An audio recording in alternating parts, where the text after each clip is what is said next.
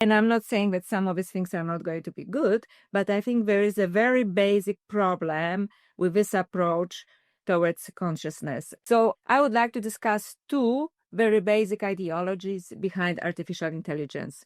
One of them is transhumanism. And it is quite interesting because transhumanists actually believe that they offer something good to humanity because they believe that they offer us immortality. However, the way they want to offer us more immortality, it is through giving us mechanical bodies or transferring human consciousness to a robotic body or a computer system. So their belief is that we can transfer human consciousness to a program, so we can become just a computer program, or we can transfer the same consciousness into a robotic body. And I'm not saying that some of these things are not going to be good, but I think there is a very basic problem with this approach towards consciousness. And it is not about transferring consciousness, but about consciousness itself. And it is a bit unfortunate because although they are very brilliant engineers and they perhaps know a lot about engineering, it appears to me, know very little about consciousness because they're equating consciousness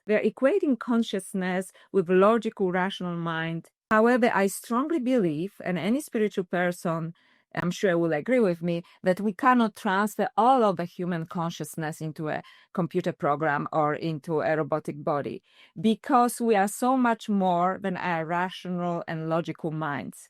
We have intuition, we have feelings, we have what is usually called the divine spark or even a human spark, which is actually encoded in the basis of our consciousness. And this is this form of consciousness that actually I value, and I think we should all value. So my main argument against transhumanism, it is that they use theological arguments and they tempt us with immortality and they tempt us with this possibility of transferring our consciousness into a machine when in fact they cannot do this because something very unique will be lost. I do not believe that all of human consciousness, especially the divine spark, the mystical part, the intellection, the intuition, the emotions, that they can be actually transferred into a computer program.